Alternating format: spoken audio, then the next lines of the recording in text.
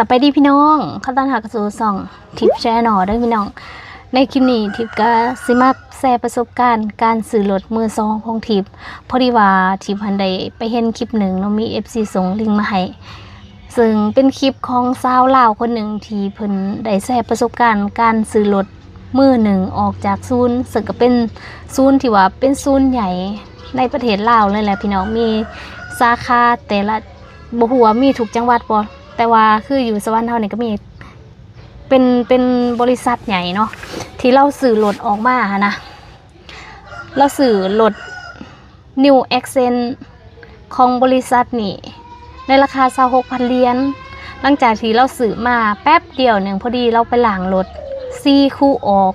หลังจาก4 คู่ออกเราก็เลยพยายามติดต่อทางบริษัทให้รับผิดชอบหรือว่าเปลี่ยนรถใหม่ให้แต่พี่น้องฮู้ว่าบริษัทแก้ไขให้เราหรือว่าตอบเรามาจังไดแต่ว่าก่อนที่จะไปฟังเรื่องราวของสาวคนนี้มีชื่อว่าดาเดอร์ Facebook ดาเดอร์ที่เราได้ออกมาแชร์ประสบการณ์ก่อนที่จะไปฟังเรื่องราวของเราแบบเต็มคลิปวิดีโอเนาะทิปก็ยังมาแชร์ประสบการณ์การซื้อรถของทิปคือกันเห็นคลิปเราละกะมาคือเห็นตัวเองพี่น้องคือทีมนี้ซื้อรถคันนี้เป็นรถคันที่2เนาะรถคันที่1หันกะเป็นรถแก่คล้องที่ว่าน้องใส่อยู่ในปัจจุบันนี่หลังจากที่แบบน้องใส่เขารถคันนั้นแล้วทิพย์กะเลยได้มาออกรถคันนี้เนี่ยพี่น้องถ้าแม่น FC ที่ใจติดตามมาแต่ต้นก็คือสิหูมาตลอดอยู่เนาะแล้วก็สำหรับ FC ใหม่ก็อาจจะบ่ฮู้ กาสำหรับรถที่ซื้อมาพี่น้องที่ซื้อเป็นรถมือสองบ่ได้ยังบ่เคยออกรถมือหนึ่งเลย เป็นรถคันแรกบิโก้คันแรกรถที่5ว่าด้วยน้ำพักน้ำแรงผ่าน YouTube แล้วก็พ่อแม่ FC สนับสนุนมาซึ่ง ร้านหายน้ำพี่น้องก็คือทีมน่ะซื้อรถ2 คันแหละพี่น้องคันหนึ่งหันพอดีซื้อรถแก่คล้องเนาะทำอีนะก่อนที่ทิพย์จะมีรถหันได้แห้งบันดาลใจมาจาก FC ก็คือแม่อำพร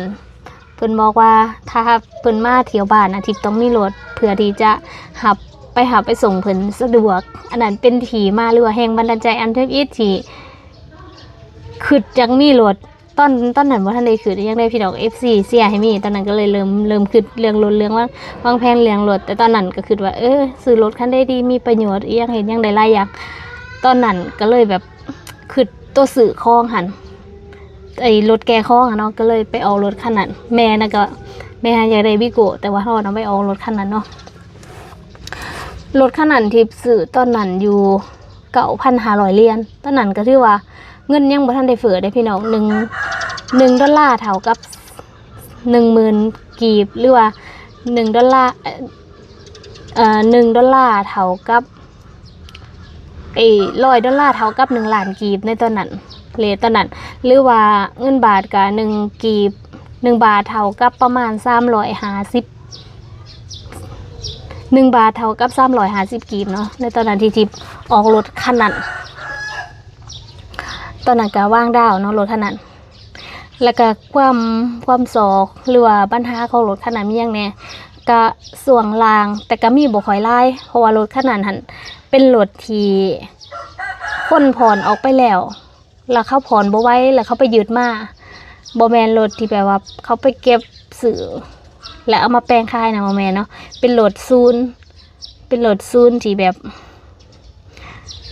ผ่อนออกไปแล้วยึดกลับคืนมานั่นเองมันก็เลยบ่ค่อยมีนะตอนนั้นเลขไม้ประมาณ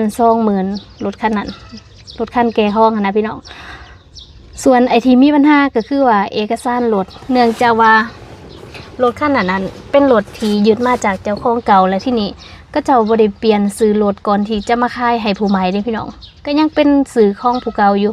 แล้วที่นี่เวลาที่ไปซื้อมาเขาจึงไปดำเนินการที่จะเปลี่ยนจากซื้อเจ้าของเก่ามาเป็นซื้อของลูกค้าใหม่ก็คือทิพย์เนาะก็ใส่เวลาคันด้นเติบปกติ3 เดือนใดหลังจาก3 เดือนผ่านไปก็บ่แล้วตามอยู่ประมาณปีกว่านิดเนาะจึงได้หลายคนก็ถ้าแม่นได้ติดตามตอนนั้นก็คือสิหูอยู่แล้วนะพี่น้องว่ายากสำได้ในตอนนั้น FC ยังบอกว่าบ่ต้องซื้ออีกเลยบอลเก่านี่นะพี่น้อง แล้วฮู้บ่สาวคนนี้กาซื้อรถเนี่ยจากศูนย์เดียว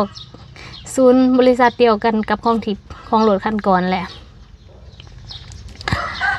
และจบเนาะสำหรับเรื่องนั้นมันก็บ่ค่อยมีปัญหาเพราะว่ามันเป็นรถยึดมาบัดนี้หลังจากที่ต่อมาตอนนั้นมันกำลังบูมเนาะพี่น้องราคามันตอนนั้นก็เกือบ10 บาทผู้ใดแพงอยู่ได้ตอนนั้นราคามันกำลังบูมเนาะน้องก็เลยแบบอยากไปซื้อมันขายและที่นี่น้องก็เลยแบบอยากขอรถคันนั้นแล้วให้ทิพย์เอารถคันใหม่เขาเจ้าน่ะสิเอาเงินมาถอกทิพย์แล้วให้ทิพย์เอาเงินน่ะไปผ่อนคันใหม่ตอนนั้นก็บ่อยากเป็นหนี้อีกเนาะมันเมื่อยพี่น้องการเป็นหนี้มันลำบากใจเลยนอนก็บ่ค่อยหลับอีหยังค่ะนะก็เลยบ่อยากเป็นก็เลยบอกว่าให้น้องไปซื้อเอาเองคันใหม่รถที่นี่ก็พาไปหารถมันก็บ่มีอยู่ในศูนย์หาเขาก็ว่าบ่มีบ่ฮู้ว่าเป็นนำแบบตอนที่ไปซื้อแล้วที่ไปเที่ยงเอาป้ายรถบ่พี่น้องไปเที่ยวเอกสารจนได้หั่นนะเถื่อไปถามถึงใหม่แล้วเขาเลยว่าบ่มีหรือว่าจังได๋ก็บ่ฮู้ก็หลังจากที่มันบ่มีเนาะมันบ่มีเขาก็ไปหาเลาะตามห้านที่นี่ก็ไปเห็นอยู่ห้านนึงแต่รู้สึกว่ามันค่อนข้างหย่องแมวหน้ารถยี่ห้อนึงหลังรถยี่ห้อนึงช่วงหลังยี่ห้อนึงอะไรแต่ละอย่างคือแบบเอามาประกอบกันใหม่ตอนอยู่หันนะเป็นหันของคุณเหวียนเลยเพิ่นเป็นเจ้าของเพิ่นเป็นหันแปลงรถนะแล้วเขาก็ขายรถพร้อมมีรถขายเขาก็ขายอย่างสินะที่นี่ก็เลยแบบน้องกับว่าเซี่ยวเนาะเพราะว่าอยากได้แห้งนะพี่น้องอยากได้ภายใน3 มื้อเพื่อที่จะไปแก้มันนะ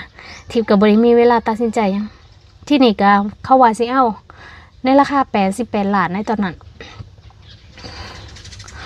แล้วที่นี่ก็เลยว่ามันบ่อยากให้เขาซื้อรถบ่ดีนะทิพย์ก็เลยว่ายกรถคันนั้นให้เขาก็วางทิพย์มาจำนวนหนึ่งแล้วทิพย์ก็เอารถตัวนั้นบวกกับเงิน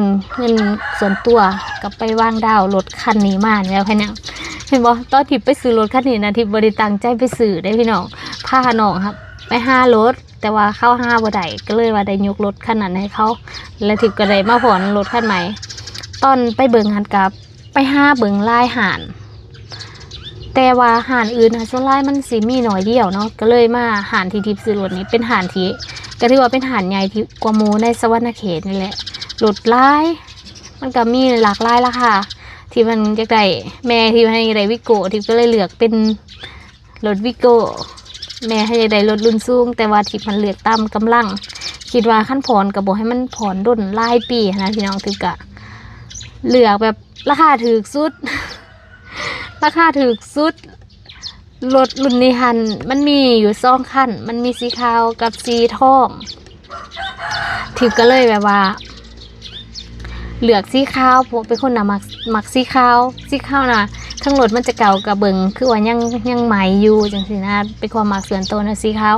แต่เจ้าของหานั้นแนะนำให้ทิพย์มันเอารถสีเหลืองหั่นแต่ทีมหันบ่มักรถสีขาวแต่ว่ารถคันนี้ตอนนั้นไปเบิ่งก็เจ้าก็ยังกำลังเฮ็ดซีอยู่ได้พี่น้องรถกำลังตาบหนังสือพิมพ์เต็มอีหยังอยู่แต่ก็บ่ฮู้ว่าเป็นจังได๋พี่น้องมักคันนี้อยากได้คันนี้เขาบอกว่ามันต้องเฮ็ดซีเห็นยังต้องใช้เวลาประมาณอาทิตย์นึงจึงรถจึงผอมเอาออกจากหาดยังแต่ทิพย์ก็มักคันนี้กระทาเอาคันนี้พี่น้องทั้งที่เจ้าของหันเข้ากันในด้านไหนขั้นแต่ว่าเห็นจังได๋มันมาขั้นนี้แล้วตอนนั้นที่เขาไปสื่อหันก็คือไปกับหนองทรายแล้วก็ทีมงาน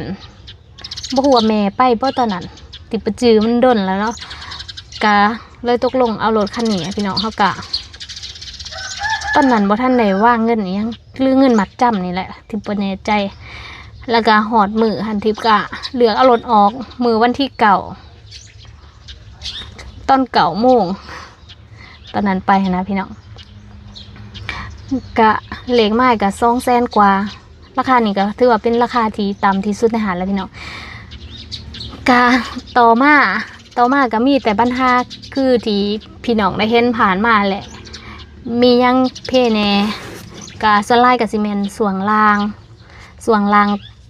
นี่ตลอดลูกหมากปีกนกแล้วก็ซกแล้วก็ย่างรถนี่ได้เปลี่ยนมาเทื่อที่1อยู่หั่นเทื่อที่1 บ่แน่ใจว่า2เถื่อหรือ3เถื่อพี่น้องเปลี่ยนล่าสุดนี่คือเปลี่ยนอยู่ขอนแก่นน่าจะอยากฮอด2ปีแล้วตอนนี้บ่ทันได้เปลี่ยนแล้วก็พวกปั๊มแอร์บ่พี่น้องก็ได้เปลี่ยนแล้วก็พวกอะไรที่เป็นน้ำมันเครื่องยังค่ะก็ได้เปลี่ยนแล้วก็หัวสีดบ่ยังก็ได้เปลี่ยนหลายอย่างอยู่ที่ได้เปลี่ยนมาตลอดหั้นนะก็ถือว่ารถคันนี้หั่นนะมันก็น่าจะผ่านเอียงมาหลายเลยพี่น้องตอนนั้นที่ไปซื้อนะที่เคยทานเจ้าของหารว่ารถเคยปีนเคยต่ำเคยยังมาบ่เขาว่าบ่เคยปีนบ่เคยเป็นยังเพราะว่าตอนนั้นเขาเฮ็ดรถแล้วเขาส่งรถให้ทิพย์นะเดี๋ยวสิให้พี่น้องได้เบิ่งน้องชายกับขารถไปเดี๋ยวเบิ่งนึงก่อนเดี๋ยวสิให้พี่น้องเบิ่งสภาพรถตอนนี้บ่มีสติกเกอร์แล้วเด้อพี่น้องหลายคนว่าที่เปลี่ยนรถใหม่หรือยังบ่ทันได้เปลี่ยนรถคันเก่าค่ะแต่ว่าที่เอาสติกเกอร์ออกเพราะว่าตอนนั้นหั่นควันมันดำอยู่หั่นแล้วเขาคัดซีรถก็เลยคัดสติกเกอร์แล้วมันก็เลยมองค่ะนะก็เลยให้ออกเลยเด้เขาว่าบ่เคยตั้มยังเลยนี่บอนเนียนเด้พี่น้องมันรู้สึกว่ามันอยากบุ่มนี่ล่ะตอนนั้นที่เห็นนั่นอันนี้แหละที่ว่ารถมันคืออยากบุ่มเขาว่ามันเป็นน้ำมันสะท้อนมันคือบุ่มที่ได้มันก็บุ่มอีเลี่ยนแหละพี่น้องมีคำแปลมันก็บ่ได้อยู่จักมือแล้วก็แถวนี้ซีมันก็ค่อนข้างโปรเบิ้ลเลยเนาะเพราะว่าเป็นรถที่กระเจ้าเข็ดอีหยังใหม่หมดรีวิวนั่นได้แล้วน้องเอาไปแล้วบ่ได้อยู่จักมือก็ถือว่ารถคันนี้หั่นค่อนข้างว่ามีปัญหาหลายอย่างแต่ส่วนหลายค่ะเป็นพวกอะไรเก่าที่มันมืดอายุค่ะนะพี่น้องแต่ว่าปั๊มนะยังบ่เคยมีปัญหาจักเถื่อแต่ซื้อมาก็ถือว่ายังมีความสุขดีอยู่บ่นี้อยู่พี่น้องแล้วก็คือเฮาได้เสียเงินก็มันเสียแบบบ่ได้เป็นการแบบว่าจ่ายประจำเลยยังเซ็น FC อยากให้ไปออกรถใหม่เพราะว่ารถคันนี้มันมีปัญหาหลายแต่ว่าที่พันยันได้จ่ายทุกเดือนแล้วอีกอย่างเฮ็ดอาชีพ YouTube ค่ะมันบ่มั่นคงเนาะพี่น้องจักสิได้เงินแบบว่าไปหอดไส้นะมันเป็นอาชีพที่บ่มั่นคงแล้วก็ขึ้นลงทิพย์ก็เลยตัดสินใจว่ายังรักษารถคันนี้ไว้อยู่พี่น้องและอีกอย่างมันก็ผ่านเรื่องราวผ่านความทรงจำมาหลายอย่างก็เลยยังเก็บไว้อันนี้เป็นสำหรับเรื่องของทิพย์เนาะเดี๋ยววันนี้เฮาไปเบิ่งเรื่องของรถมือหนึ่งอันนี้ทิพย์มาแซ่เรื่องรถมือสองสำหรับรถมือสองนี่ค่ะผู้ใดอยากซื้อกะควรศึกษาให้ดีๆแล้วก็5คนที่เบิ่งรถเป็นไปเนาะบ่คือทิพย์ไปเองเลยเดียวก็เลยเลือกได้ตามที่ทุกคนเห็นนี่แหละวันนี้ไปเบิ่งสาวด้าที่เราออกมาแชร์ประสบการณ์การซื้อรถจากศูนย์มือหนึ่งจากศูนย์ยี่ห้อใหม่หรือว่ารถรุ่นใหม่ล่าสุดปี2024เราซื้อเดือน4ปีที่แล้วนี่แหละพี่น้องแล้วทีนี้ออกมาหน่อยนึงแล้วก็มีปัญหาแล้วเราก็มีปัญหาก็คือเราเอารถไปล้างแล้วซีมันตกแล้วเราติดต่อทางศูนย์ให้มาทดสอบแต่ที่นี่ทางศูนย์ว่ามันต้องได้สั่งอะไรประมาณ8เดือนเราก็ถามมา8เดือนก็ยังบ่ได้แล้วทีนี้เราก็ติดต่อเพื่อที่จะให้บริษัทแก้ไขอย่างต่างๆเดี๋ยวเราไปเบิ่งคลิปพบกันคือรถคันนี้ย้ำอีกทีนึงซื้อมาอยู่26,000 เหรียญพี่น้อง26,000 เหรียญประมาณจักบาทพี่น้องแล้วก็ซื้อมานี่เป็นรถรุ่นใหม่ล่ะสุด4ตกเนี่ยเราก็เลยออกมาแชร์ประสบการณ์เดี๋ยวไปเบิ่งพร้อมกันสบายดีทุกคนวันนี้ข่อยจะออกมาเตือนภัยเนาะสำหรับคนที่ว่ากำลังจะซื้อรถใหม่และก็กำลังเลือกอยู่สิซื้อรถอย่างศูนย์ใดข่อยนะเจอมากับตัวเองบริษัทหนึ่งที่ข่อยซื้อรถมือหนึ่งออกจากห้างเนาะออกจากศูนย์เลยแหละมือหนึ่งย้ำว่ามือหนึ่งราคา26,000 เหรียญหลังจากนั้นรถข่อยนะซื้อไปนะแล้วข่อยไปล้างรถนะ4 คู่ออกพวกเจ้า4 คู่บริษัทนั้นนะตัวย่อแมนตัวเคตัวแอลถ้าเป็นภาษาลาวกับคอควายลอลิงพวกเจ้าคอควายลอลิงค่อยหาก็ออกจากศูนย์มาไม่กันตั้งแต่5ได้สิเล่าสู่ฟังเป็นได้ไดเหตุการณ์มีอยู่ว่าข่อยซื้อรถมือหนึ่งออกจากศูนย์เนาะแล้วหลังจากนั้นข่อยเอารถไปล้างแล้วสีมันคูออกอยู่บนกันโซนทางหลังเนาะสีมันออกค่ะนะสีรถออกแล้วข่อยก็ติดต่อหาทางบริษัทที่ขายรถแล้วค่อยเขาเจ้าว่ารถแล้วค่อย แจ้งเขาจะไปว่ารถข่อยสีออกเนาะข่อยว่าสามารถเปลี่ยนคันใหม่ข่อยได้บ่เพราะว่ารถมันสีออกข่อยก็บ่มั่นใจมันรถนี้เป็นรถย้อมแมวมาขายให้ข่อยบ่หรือว่ารถแนวใดเพราะว่าต้องเข้าใจก่อนว่ารถมือหนึ่งซื้อไปแล้วล้างรถแล้วสีออกนะมันเฮาก็รู้สึกแบบบ่ดีแม่นบ่รู้สึกบ่ดีเวลาที่แบบเอ้ารถเฮามือหนึ่งซื้อมาออกห้างใหม่ๆเป็นหยังล้างรถแล้วสีคูออกสินะข่อยก็ขอถามเปลี่ยนคันใหม่นำทางห้างเขาแหละเขาก็บ่ให้ข่อยเปลี่ยนเพราะว่าอันข่อยเอารถออกไปใช้แล้วบ่สามารถเปลี่ยนได้แล้วก็มีแต่ว่าให้ข่อยเข้าไปทางศูนย์บริการหลังการขายของกระเจ้าหลังจากที่ข่อยเข้าไปแล้วทางศูนย์ก็แม่นเป็นย้อนรถเองบ่เกี่ยวกับทางเฮาเนาะแล้วหลังจากนั้นศูนย์บริการหลังการขายของกระเจ้าแหละก็บอกว่าจะสั่งอะไรมาให้ข่อยใหม่ใช้เวลาอยู่8 เดือนเพื่อสั่งอะไรมาเปลี่ยนให้ข่อยเนาะแล้วก็สั่งอะไรไม่ได้ต้องมาเฮ็ดสีพร้อมกระสุนข้างหลังนะสั่งมาแล้วจะเฮ็ดสีมาใส่ให้ข่อยใหม่แล้วข่อยก็ว่าบ่เป็นหยังถ้าว่าแบบว่าเปลี่ยนคันใหม่บ่ได้เฮ็ดสีเปลี่ยนอะไรใหม่ข่อยก็ยอมเนาะยอมให้เฮ็ดทั้งที่รถเฮาเป็นรถมือหนึ่งออกห่างใหม่ๆหาก็ซื้อรถปีกายนี่ปีออกใหม่ล่าสุด2024ซื้อมาแล้วมีปัญหาเลยไปล้างรถสีออกเลยค่อยก็งงคือกันบริษัทตัวย่อตัวเคตัว L ถ้าเป็นภาษาลาวก็ควายลอลิงโคตรห่วยแตกพวกเจ้าหลังจากนั้นเนาะค่อยกระท่าจนมาฮอดปัจจุบันนี้ค่อยออกรถวันที่12 เดือน 4 ปี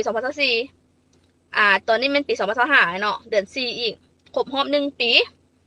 แต่ว่าทางศูนย์บริการหลังการขายบอกค่อยว่าจะสั่งอะไรมาให้ค่อยใช้เวลาอยู่8 เดือนแล้วค่อยนะถ้ามาฮอด1 ปีแล้วก็ยังบ่มีใครติดต่อมาหาค่อยแล้วมื้อนี้ค่อยได้เข้าไปหาทางศูนย์บริการหลังการขายแล้วค่อยแจ้งว่าค่อยมีใบเนาะใบที่ว่าเขาจะแบบเขียนว่าสั่งอะไรให้ค่อยเนาะให้เธอเบิ่งหลังจากนั้นเขาจะบอกว่าอะไรค่อยให้มันมาแล้วแต่ว่าค่อยให้ต้องเป็นคนจ่ายเงินเองค่าเฮ็ดสีแล้วก็ค่ากบนะค่ากบกันส้นหลังแล้วก็เฮ็ดสีกันส้นทั้งหลังเขียนมาแนวนี้เนาะมูลค่าทั้งหมดรวมค่าแรงงาน3,247,000ค่อยต้องเป็นคนจ่ายค่อยเปลี่ยนค่อยต้องเป็นคนจ่ายเพราะว่าล้มกันแต่เบื้องต้นบ้านทั้งศูนย์ที่ค่อยซื้อรถหั่นเนาะตัวย่อ KL หั่นเนาะต้องจ่ายให้ค่อยเพราะว่ารถหันมีปัญหาเกิดจากรถมีปัญหาจากบริษัทเองบ่แม่นค่อยซื้อรถมาแล้วล้างแล้วสีคูออกยังเสียให้ค่อยจ่ายเงินโอ้เจ้าเขาปิดโลโก้บริษัทไว้ซะไหนเห็นบ่3 ล้านปลาย3,247,000ต้องให้ค่อยจ่ายพนักงานแจ้งเข้ามาแล้วนะค่อยว่าเป็นอย่างพวกเจ้าบ่ประสานงานกับบ่ค่อยก็ว่าผ่านมาหั่นนะรถมันสีคูย้อนหยังตอนค่อยออกรถใหม่ๆสีคูแล้วบอกให้ค่อยมาค่อยต้องการเป็นคันใหม่ก็บ่เปลี่ยนให้ค่อยแล้วหลังจากนั้นให้ค่อยสร้างคันโซนใหม่มาให้ค่อยแล้วมาเฮ็ดสีใหม่ให้ค่อยใส่ให้ค่อยใหม่ค่อยก็ท่าจนฮอด1 ปีก็ยังบ่ติดต่อหาค่อยหั่นนะแล้วบัดนี้เขาติดต่อหาพนักงานที่ว่าขายรถให้ค่อยติดต่อหาเพิ่นว่าโทรหาทางอันตัวศูนย์หลังการขายของกระเจ้าแล้วว่าให้ค่อยเอาไปเปลี่ยนโลดแล้ววันนี้ไปฮอดหั่นผัดว่าบ่มีเอกสารต้องการเอกสารน้ำค่อยเอกสารที่ว่าแบบเคลมเงินจ่ายเงินให้ค่อยให้นะก็ว่าค่อยโทรหาพนักงานแล้วผัดว่าบ่มีเอกสารนั้นเพราะว่าหัวหน้าได้เปลี่ยนคนแล้วเปลี่ยนหัวหน้าใหม่บ่ฮู้บ่มีเอกสารแล้วค่อยว่ามื้อใดได้คำตอบให้ค่อยก็บ่ฮู้ให้คำตอบค่อยบ่ได้ว่ามื้อใดค่อยขี่รถคันนี้มานะจะได้ปี1แล้วพวกเจ้าปี1อีกจะกี่มื้อก็ฮอดปี1แล้วแต่ว่าบ่มีการรับผิดชอบใดๆจากทางบริษัทนั่นเลยโลโก้สีแดงตัวหนังสือสีขาวตัวย่อภาษาอังกฤษเป็นตัว K ตัว L ภาษาลาวเป็นคอควายลอลิงบริษัทนี้นะผู้ใดที่จะออกรถใหม่จะซื้อรถใหม่ให้คิดทบทวนให้ดีหรือบ่ซั้นนะก่อนจะซื้อนะล้างรถ